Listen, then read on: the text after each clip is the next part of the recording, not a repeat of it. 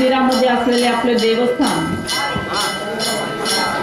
हनुमानजी यांना नमन करते, वंदन करते, नमस्कार करते। आजचा दिवस हा पुण्याचा दिवस आहे, भाग्याचा दिवस आहे, पण तो सप्ताहाचा दिवस आहे।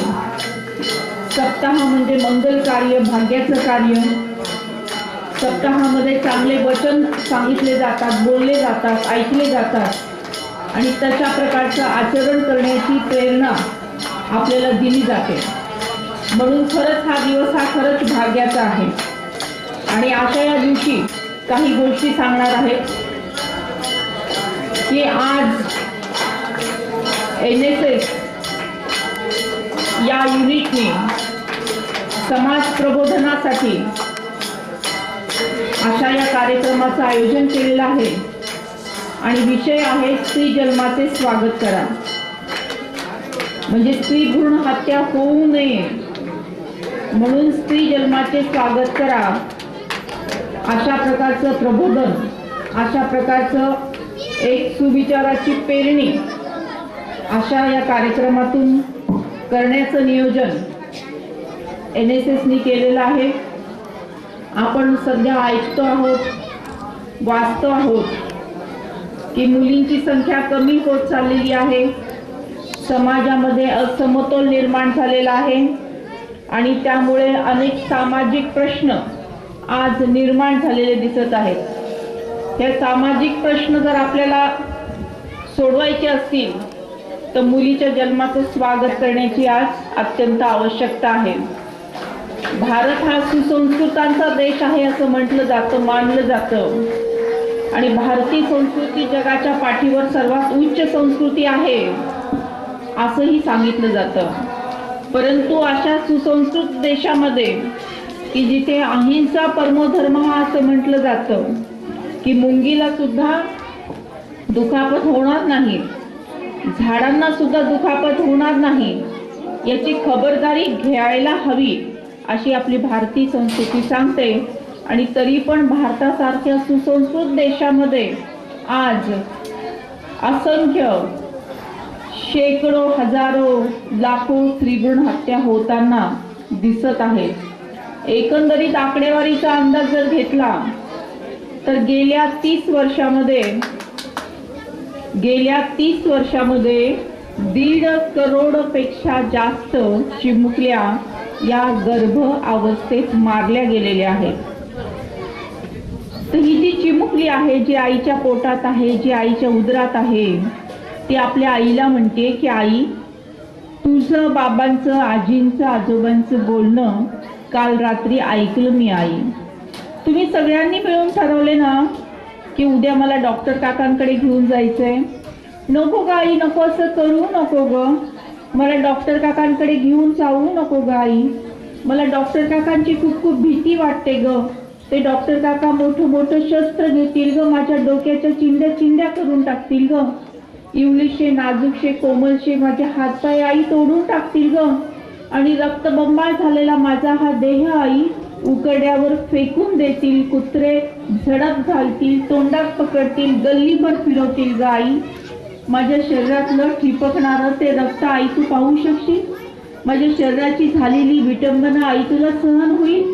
नाही आई, नाही, तू हे पाहू शकणार नाही ग आई, तुला हे सहन होणार नाही ग आई, असं करू नको ग, मी तुला कसलाही त्रास देणार नाही ग आई, मला लाडू नको, पेढे नको, करंजी नको, पुरणपोळी नको, काही गोडधोड देऊ नकोस ग, कालची उरलेली शिळी असलेली भाकरी जरी आई तू मला दिलीस ना तरी चालेल ग, 2-2, 3-3 दिवस आई मी ते करून खाईल ग, नको आई नको, मला नवीन कपडे नकोत ग, ताईचे जुने असलेले कपडे सुद्धा मला चालतील ग, पण आई मला जन्म घेऊ दे, मला तुझ्या मांडीवर खेळायचं आहे, आजी आजोबांच्या गोष्टी ऐकायच्या आहेत, तुझं बोट पकडायचंय, बाबांचं बोट पकडायचंय, शाळेमध्ये जायचंय, खूप शिकायचंय का आई मला?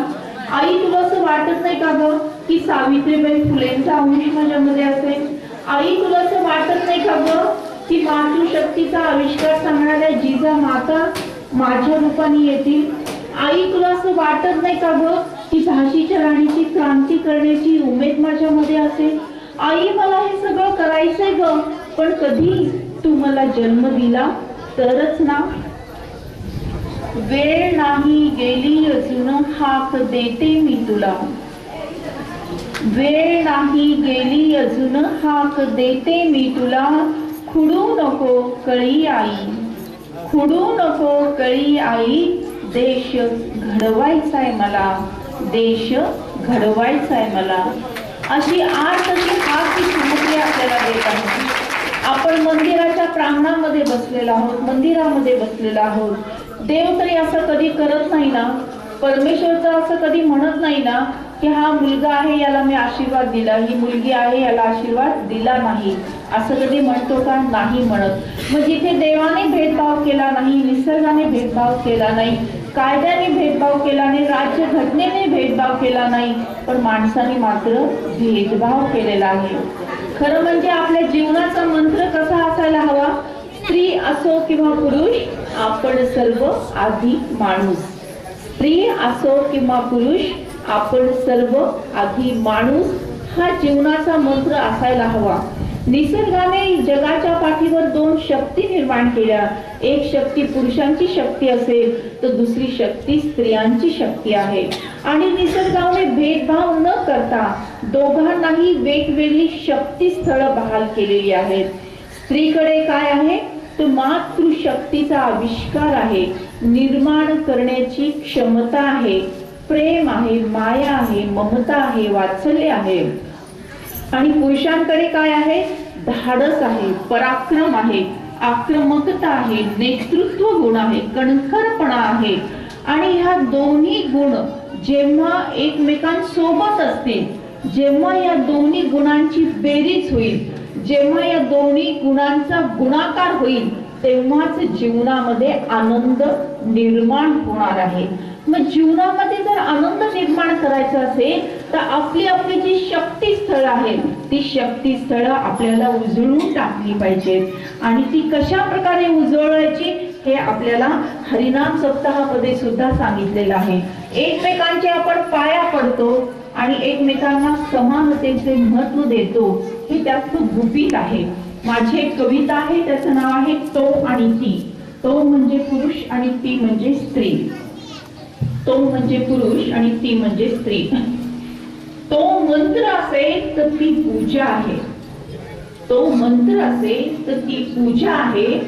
ती आरती असेल तर तो प्रसाद आहे. तो मंत्र असेल तर ती पूजा आहे. ती आरती असेल तर तो प्रसाद आहे. तो मेंदू असेल तर ती बुद्धी आहे. तो मेंदू असेल तर ती बुद्धी आहे. तो विचार असेल तर ती कृती आहे.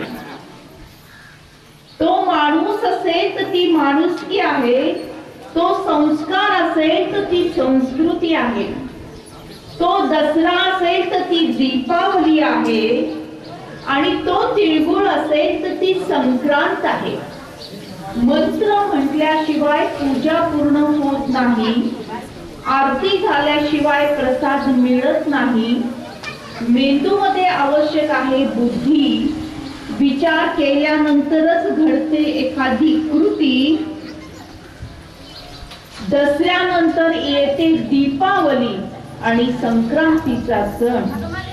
तिळगुळ दिल्या घेतल्या वाचून साजरा होऊ शकत नाही. असं असतं स्त्री आणि पुरुषांचं नातं. एकमेकांसमवेत असेल तर निर्माण होतं पूर्णत्व, नाही तर ते असतं अधूर अधूर अधूर.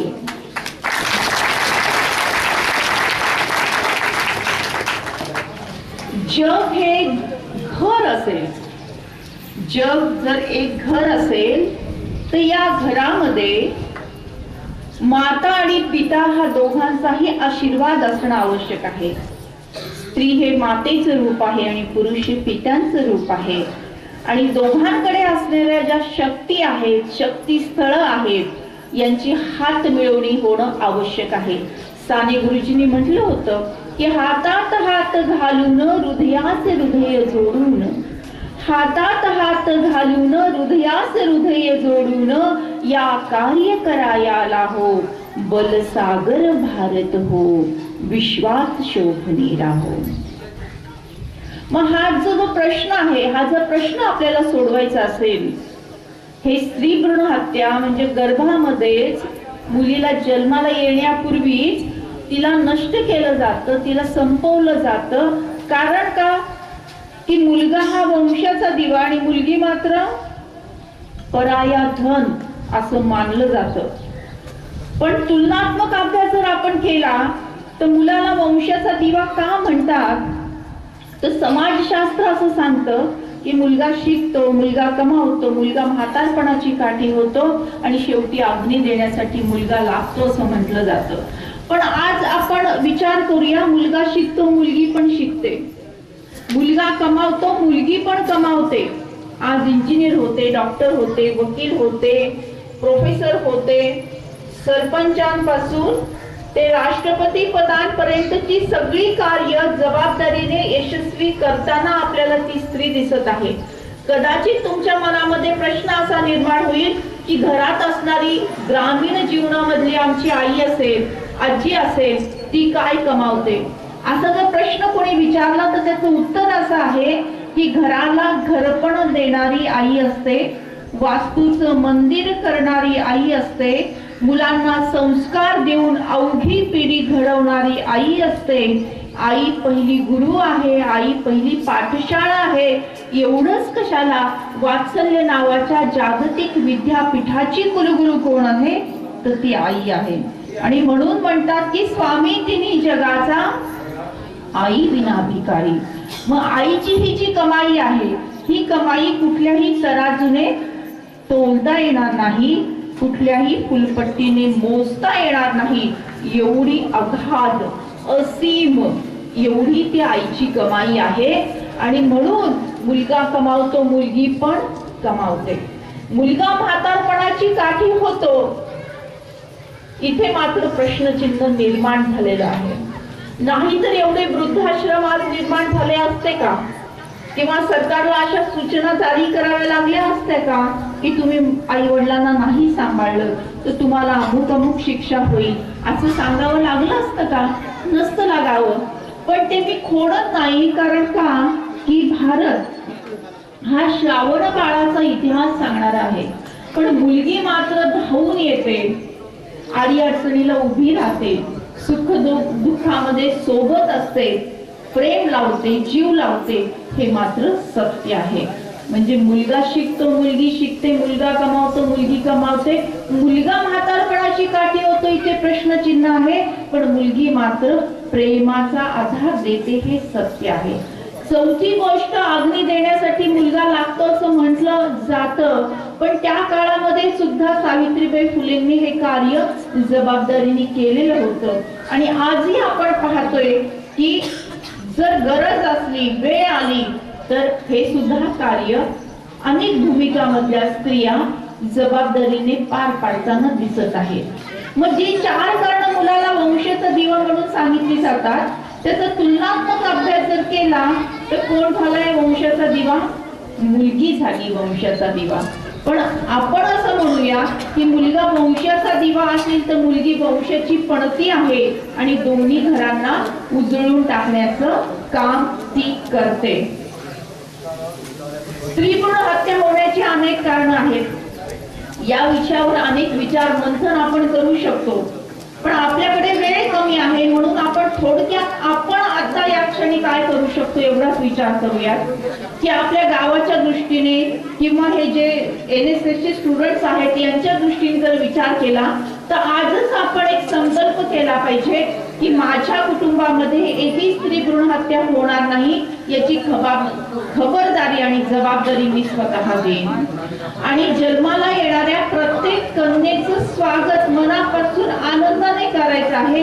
आणि त्याला कन्या जन्म आनंद सोहळा असं म्हटलं जातं की ज्याच्यामध्ये मुलीला झपलं घेणं, आईची खणा नारळाने ओटी भरणं आणि सासूबाईंना सुद्धा फूल आणि नारळ देऊन सन्मान करणं, त्याला कन्या जन्म आनंद सोहळा असं म्हटलं जातं. आणि त्यासाठी प्रत्येक गावातील प्रत्येक व्यक्तीचा सहभाग असणं आवश्यक आहे. आणि तो सहभाग आपण 1 रुपयाने देऊ शकतो. म्हणजे 1-1 रुपया देऊन जे काही रक्कम जमा होईल त्यातून कन्या जन्म आनंद सोहळा साजरा करणं. तर अशा प्रकारचा आपण एक ठराव म्हणू शकतो, तर अशी याला 1 रुपयाची जादू योजना असं म्हटलं जातं. तर अशा 1 रुपयाच्या सहभागातून आपल्याला मुलीच्या जन्माचं स्वागत करण्याचं, सगळेजण सहभागी होणार आहेत का? हात वर करा. 100% हात वर आलेले आहेत. 100% हात वर आलेले. थँक्यू. टाळ्या वाजवूयात. म्हणजे आपल्या गावामध्ये एकही स्त्री भ्रूण हत्या होणार नाही याची आपण खबरदारी घेणार आहोत. प्रत्येक कन्येचं स्वागत आपण कन्या जन्म आनंद सोहळ्याने करणार आहोत आणि त्यासाठी 1 रुपयाची जादू योजना हे आपण राबवणार आहोत. तर अशा प्रकारचा ठराव आपण मंजूर केलेला आहे. कन्यारत्न वाचवा ठराव पुणे विद्यापीठ अंतर्गत राष्ट्रीय सेवा योजनेच्या माध्यमातून कन्यारत्न वाचवा अभियान राबवले जाते. या अभियानाचे राष्ट्रीय मार्गदर्शक डॉक्टर सुधा कांगरिया यांच्या प्रेरणेने आम्ही खालील ठराव घेत आहोत. ठराव आमच्या धन्वंतरी कला विज्ञान महाविद्यालयातील सर्व कुटुंबामधील एकही स्त्री भ्रूण हत्या होणार नाही याची दक्षता घेऊ व प्रत्यक्ष नवजात बालिकेचं कन्या जन्म आनंद सोहळा साजरा करू. त्यासाठी 1 रुपयाची जादू योजना राबवू. सूचक आणि अनुमोदक सूचक आहे वर्षा ठोंबरे मॅडम, अनुमोदक शेख सरदेत आहे. सदर ठराव सर्वानुमते मंजूर करण्यात आलेला आहे. धन्यवाद. स्त्री जन्माचे स्वागत करण्याचा ठराव. शहरात आणि ग्रामीण भागात सुद्धा मुलींची संख्या झपाट्याने कमी होत आहे. त्याचे मुख्य कारण स्त्री भ्रूण हत्या आहे. हे स्त्री भ्रूण हत्या ताबडतोब थांबली पाहिजे. घरोघरी स्त्री जन्माचे स्वागत आनंदाने झाले पाहिजे. यासाठी लोकसहभाग महत्वाचा ठरतो. म्हणूनच आम्ही आज ग्रामसभेचे आयोजन केले आहे. या ग्रामसभेत मार्गदर्शन करण्यासाठी स्त्री जन्माचे स्वागत करा बेटी बचाव चळवळीच्या राष्ट्रीय प्रदेशचा डॉक्टर सुधा कांगरिया यांनी निमंत्रण केले आहे. त्यांनी 11 कर्मकृती कार्यक्रम समजावून सांगितला. त्याप्रमाणे आम्ही खालील ठराव घेत आहे. ठराव आमच्या ग्रामपंचायत निलगाव तालुका नगर जिल्हा अहमदनगर परिसरातील कुटुंबियामध्ये एकही स्त्री भ्रूण हत्या होणार नाही याची आम्ही दखल घेऊ व प्रत्येक नवजात बालिकांचे कन्या जन्म आनंद सोहळा साजरा करून त्यासाठी 1 रुपयाची जादू योजना राबवू. सदर ठराव ठरावामध्ये मंजूर करण्यात आला असे गावच्या वतीने सांगितले. भारत माझा देश आहे. सारे भारतीय माझे बांधव आहेत. माझ्या या देशात स्त्री पुरुष समानता नांदावी यासाठी मी सदैव प्रयत्न करेन. स्त्री एक महान शक्ती आहे. ती अनंत काळची माता आहे. मुलगा वंशाचा दिवा असेल तर मुलगी वंशाची पणती आहे. तिचा आदर सन्मान मनापासून करणे हे माझे कर्तव्य आहे. मी हुंडा देणार नाही. मी हुंडा घेणार नाही. मी स्त्री भ्रूण हत्या करणार नाही. करू देणार नाही. मी स्त्री जन्माचे स्वागत करेन. त्याविषयी जनजागृती करेन. अशी शपथ सर्वांच्या साक्षीने आम्ही घेत आहोत. हात खाली घ्यायचा आणि भारत मातेचा जय जयकार हात उंच करून उंच आवाजात करायचे. भारत माता की वंदे